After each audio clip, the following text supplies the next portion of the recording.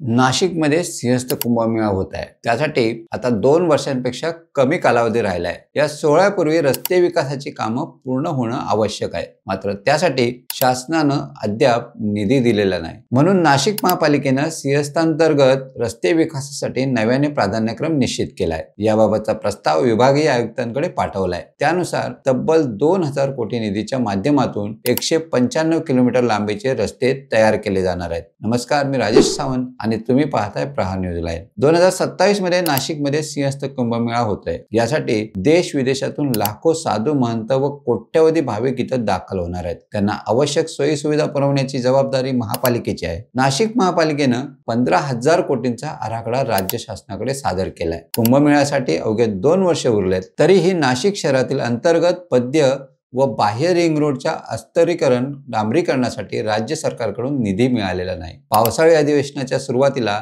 57,000 कोटींच्या पुरवणी मागण्या मंजूर करताना सिंहस्थ कामांसाठी जेमतेम 1,000 कोटींची तरतूद मंजूर केली गेली। मात्र ही तरतूद महापालिकेच्या केल्या जाणाऱ्या सिंहस्थ कामांसाठी, शासनाच्या अन्य विभागांमार्फत केल्या जाणाऱ्या कामांसाठी की सिंहस्थ प्राधिकरणासाठी हे अद्याप स्पष्ट होऊ शकलेले नाही। त्यामुळे सिंहस्थ कामांना अद्याप सुरुवात झालेली नाही। आता शिल्लक कालावधी लक्षात घेता मोठे प्रकल्प हाती घेणे शक्य होणार नसल्याचे चित्र आहे। त्यामुळे आता नव्याने प्राधान्यक्रम निश्चित करण्याची नामुष्की प्रशासनावर ओढावली। तुम्हाला ही माहिती कशी वाटली कमेंट्समध्ये नक्की कळवा आणि अशाच नवनवीन व्हिडिओ पाहण्यासाठी प्रहार न्यूज लाईव्ह चॅनलला लाईक, शेअर आणि सबस्क्राईब करायला विसरू नका। धन्यवाद।